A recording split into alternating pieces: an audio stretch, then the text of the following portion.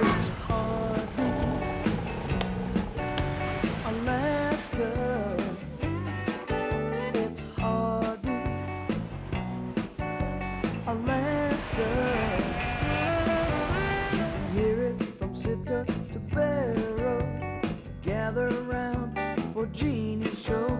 It's the Aleut, the Indian, and the Eskimo. It's the Aleut, the Indian, and the Eskimo.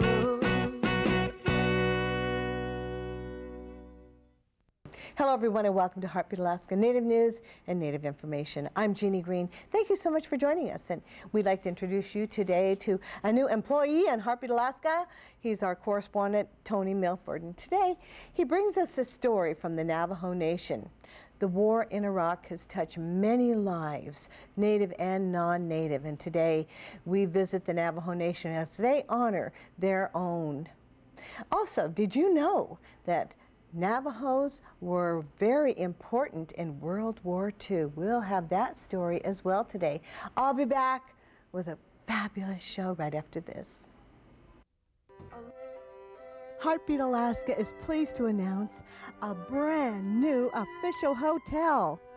We're brought to you now by Millennium Alaskan Hotel, the official hotel of Heartbeat Alaska. And Heartbeat Alaska is also brought to you by Frontier Flying Service. Thank you, Frontier, for getting Heartbeat Alaska airborne. Heartbeat Alaska is brought to you in part by Brown's Electric Lighting Gallery. Thank you, Brown's Electric, for your generous support of Heartbeat Alaska. We've been covering businesses, families, and individuals since before Alaska was a state. And we'll keep doing it until the glaciers melt on Mount McKinley. Primera Blue Cross Blue Shield of Alaska. We're here. We're with you. the Dene people of the Navajo Nation are sending out their prayers to their loved ones who are fighting for our nation in Iraq. Tony Milford brings us this touching story from Window Rock, Arizona. The risks and reactions faced by U.S. Marines. In a war, you know, things happen. No doubt they suffered some serious emotional trauma. We wait for the door to open to see these prisoners of war. Fire came from all sides, 360 degrees. U.S. troops facing significant combat ahead. This is a war. This terrible time of mourning and loss. American bombs dropping very close by. With the war in Iraq taking place, the world has turned its attentions towards the conflict in the East. As Americans fight to liberate a country, thousands of families wait patiently by the television, praying that their sons and daughters come home safely. 7 former American POWs have arrived in friendlier territory. For the Dene people of the Navajo Nation, prayers go out for their own, their sons and daughters who have been called to leave the safety of their homeland to fight for the safety of their people. As the war escalates, those who oppose the war gather in the streets to demonstrate their opposition. But in Window Rock, Arizona, a different kind of demonstration is taking place. A demonstration of support and a day of prayers for our troops in Iraq. Heartbeat Alaska correspondent Tony Milford of Navajo Nation Television takes us to Window Rock, Arizona for this monumental event. Hello and welcome to Heartbeat Alaska. This is Tony Milford from the Navajo Nation, just giving you an update as to what's taking place today, April 6, 2003. Today, behind us is a congregation, a march that's going to be taking place this morning, and as well a day of prayer for our men and women who are currently serving overseas in the effort to liberate Iraq. We have men and women who are serving in all branches of the military, and as you can see behind me, there is a congregation of maybe 75 to 100 people in support of this effort, and as we take it, there will be many more joining us today. Forward, march! It began early Sunday morning, April 6, with a prayer circle at the Navajo Nation Museum, and ended late that afternoon at the Window Rock Veterans Memorial Park. From the prayer circle, veterans and supporters gathered in the streets where they marched to the park to pray for their troops and to hear words of inspiration from the leaders of the Navajo Nation. Alright, huh! Alright, huh!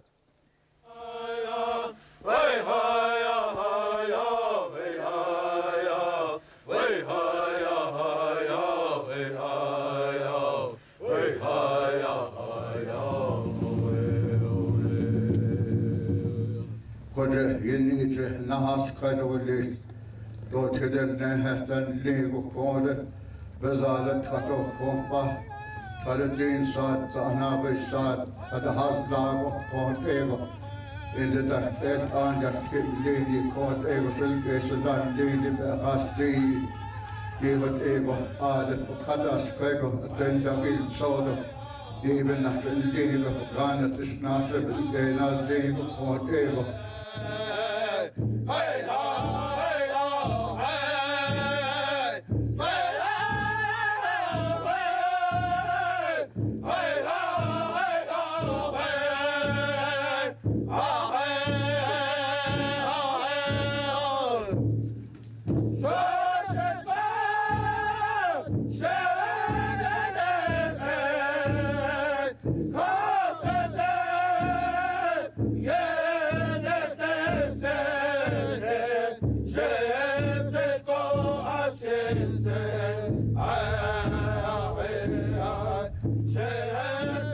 As people prayed for their friends and family serving in Iraq, prayers for the family of Lori Ann Piestewa from the Hopi Nation were prayed as well. Lori Ann Piestewa was the first female U.S. soldier to be killed in the war on Iraq, a war that is now closer to home than ever for the Dene people. There was not one person here who wasn't touched by the words of those who spoke today, honoring the soldiers who have gone into battle in the name of peace.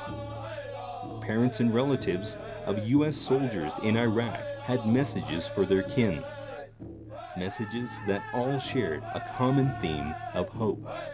I'm Angela Joe from Kayenta, Arizona, and the picture I'm holding is my son, who is now in Baghdad in the middle of the fighting. He's Lance Corporal Emerson D. Joe.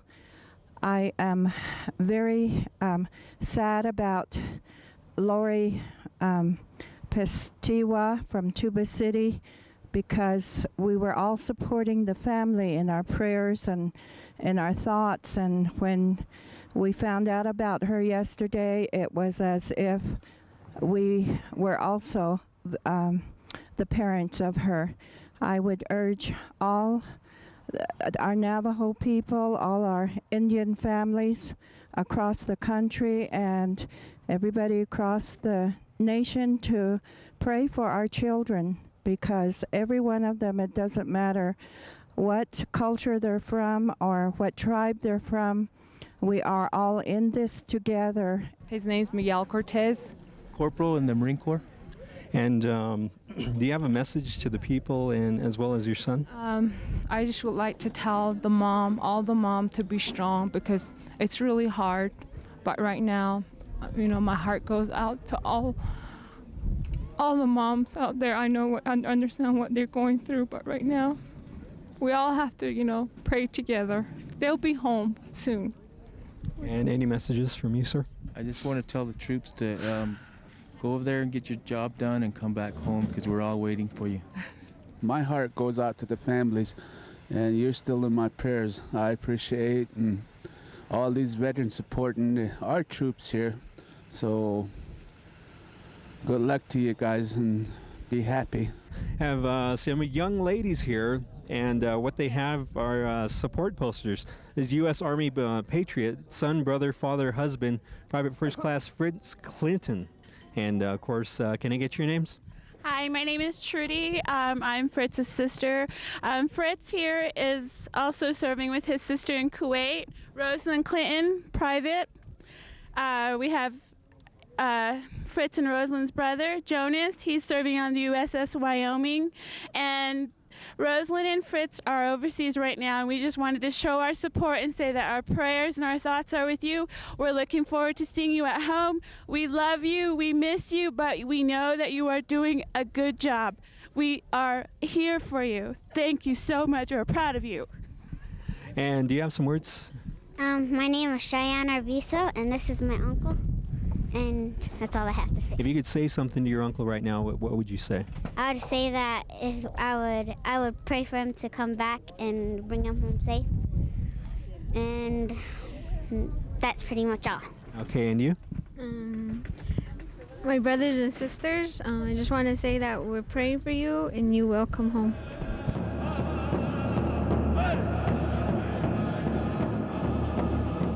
As the ancient songs echoed off the wind-carved rocks of the Arizona desert, prayers of peace ascended toward the heavens.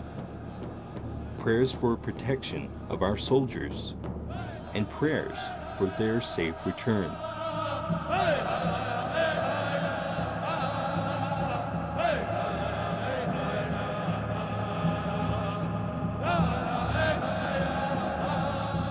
In Window Rock, Arizona, I'm Tony Milford, NNTV5, reporting for Heartbeat, Alaska.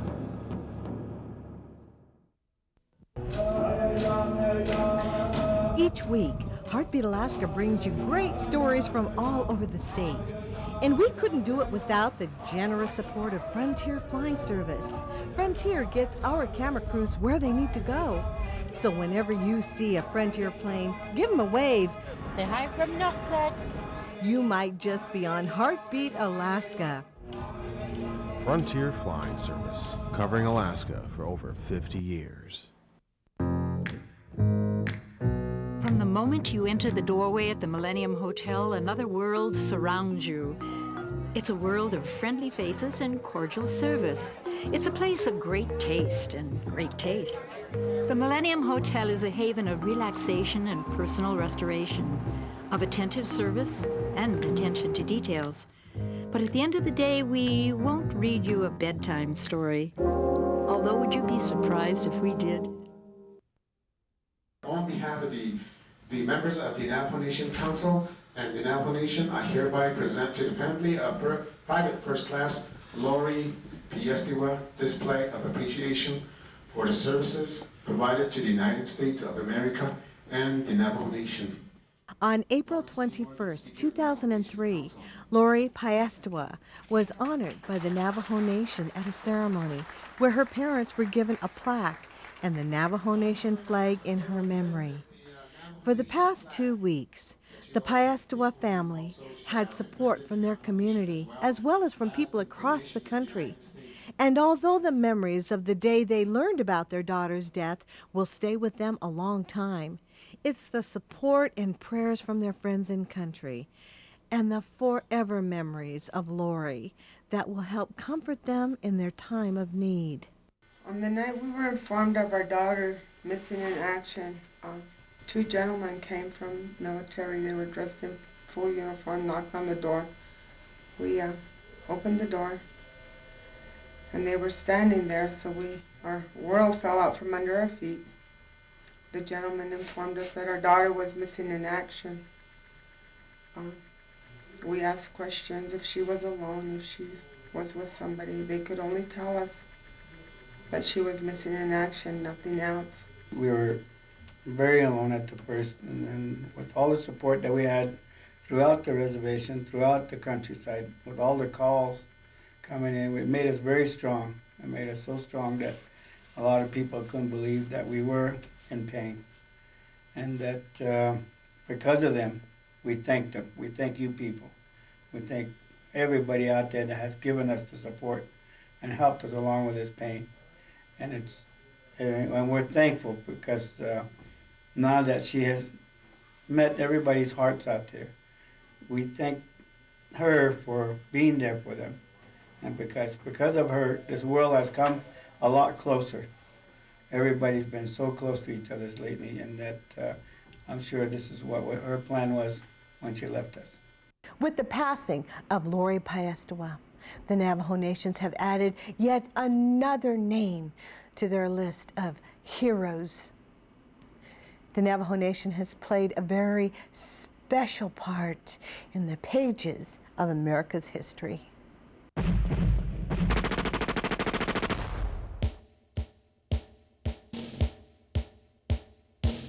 For it was the Code Talkers of the Navajo Nation that were the voices of World War II, and it was the Navajo language that made communications possible for the United States Marines. From 1942 to 1945, the Navajo Code Talkers were the communications link for the U.S. Marines, transmitting coded messages by phone and radio in their native language, a code that the Japanese never broke. It was only a spoken language. It's not a written language, not a reading language.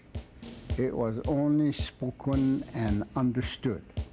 Since the Navajo language, or Dene language, is an unwritten language of extreme complexity with different dialects, making it unintelligible to anyone without extensive exposure and training, it proved to be a language that was the foundation for an undecipherable code.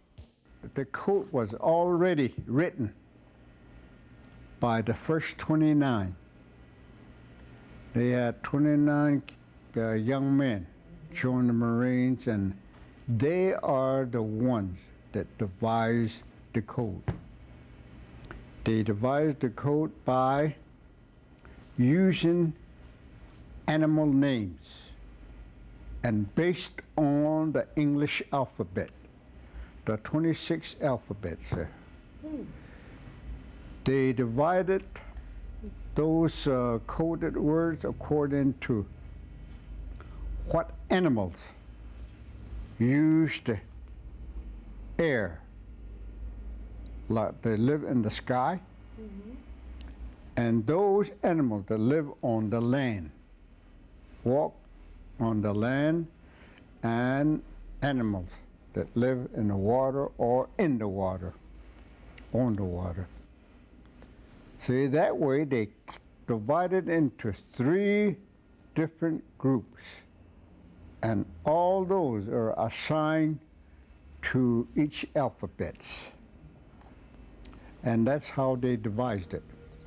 But the first attempt at creating an undecipherable code with only 26 Dene words proved to be premature. After we were taught, we would go outside and set up the radios and talk to each other. Practice with that coded words. At first, the first 29 only devised 26 words. And that 26 words, we found out the kids that are in the Marine Corps, all the Anglo kids in the Marine Corps, they are radio men. They help us learn how to operate radio. While we're learning, they listen to us sending these coded words. They memorized all 26 of them. And then we said, hey, if they can memorize that in such a short time, a Japanese will memorize it too. So we added another group of 26 words and another one, 26 words. And then when we memorize all those, we jump around on those different alphabets, and the kids got confused. And then we said, now, this is pretty safe. Dene Indian Samuel Tso was one of the Navajo Code Talkers of World War II. At the age of 19, Samuel lied to get into the military, which only accepted men 21 years of age and older. I couldn't find a job. I looked all over the place. Finally, I went to a railroad station. I asked for a job there. And the guy that's sitting behind the desk says, sorry, we only employ 21-year-olds. So I just turned around and started walking out. Before I walked out the door, the guy says, perhaps you come back this afternoon, we may have a job for you. So right there, that gave me hope that I may have a job. So I hung around that station until in the afternoon. At 1 o'clock sharp, I walked through the door and the guy looked up and says, "Did you say you're 21 years old?" Boy, that really surprised me and stunned me. Without thinking, I said, yeah, I'm 21 years old. Says, "You'll have a job with us, you wait around here this afternoon." So I was 19 years old in the morning. In the afternoon, I was 21. That's how come a guy sits at the post office with a tall hat, stripes and stars on his shoes, and says, "I want you." That's how I got drafted. And I told him I was 21 years old.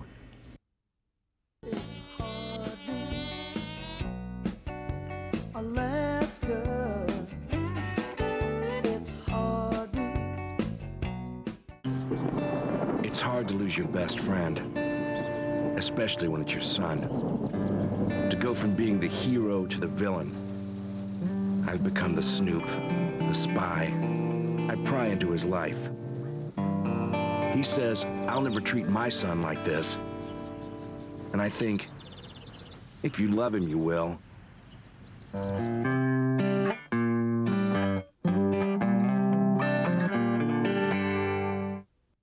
Samuel Tso is just one of the many Code Talkers who served us in World War II. They served their country using their Navajo language, using it in an undecipherable code. Many of these unsung heroes have played a part that probably most likely would have changed the course of this war and history.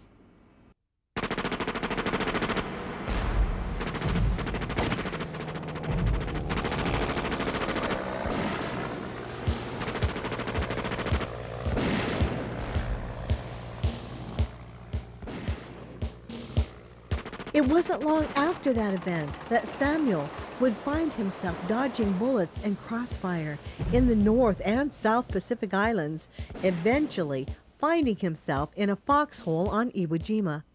In fact, Samuel would be part of a monumental moment that would go down in the pages of history forever.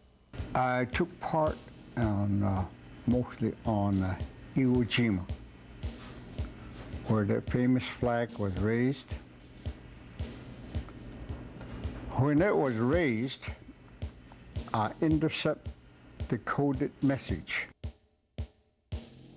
I was listening to the radio, and all of a sudden they came out and said, I missed the first part, but the last part, I heard it and start writing. I had a pad on my strap on my leg to write on, and then I start writing on it, and it says, that means the literal English interpretation is, sheep's eye is cured. But in my mind, that's not what it meant. So I wrote down, Mount Suribachi is secured. And that's what it meant. As soon as I finished writing it, the Marines were in the foxhole and asked me, "What's up, Chief?" So I just pointed up to the flag. That was the one that was raised in the morning. And they raised another one 3 hours later, a bigger one so that everybody could see it. But the one that the message came in was the one in the morning there. And that was a message that came, and boy, you should have seen the Marines when they saw that. They just got out of the hot foxhole, they just start hollering and dancing.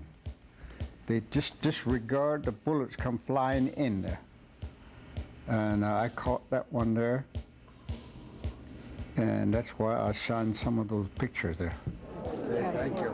Signing pictures and shaking hands is a common occurrence for Samuel these days. In fact, Mr. Tso travels the world sharing his experiences with others. Now recognized as heroes for their outstanding contributions to our nation, the Navajo Code Talkers were long unrecognized because of the classified nature of their code language. It wasn't until 1992 that the Code Talkers were honored at the Pentagon in Washington, D.C.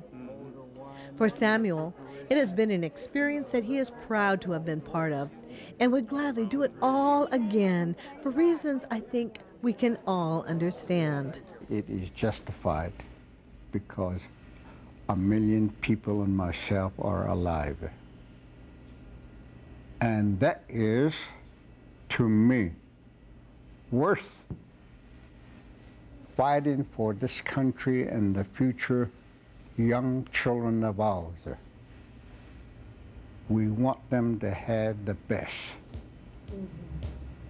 So like I said in the news interview in the documentary film, if there's another war come, I'll be waiting and ready for it.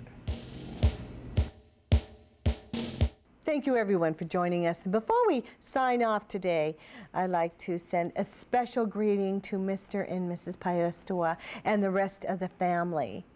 We here in Alaska have been praying for you, and we've been watching as your people have been honoring your daughter. We understand loss, and we are with you. We are thinking about you, and we will continue to pray for you. From all of us here at Heartbeat Alaska, God bless you, and we'll see you again next week. To purchase a VHS copy of this program, have your credit card number ready and call area code 907-563-7440 or mail $20 check or money order to Jeannie Green Productions, 6216 Old Seward Highway, Anchorage, Alaska 99518. Ask for the program number listed below.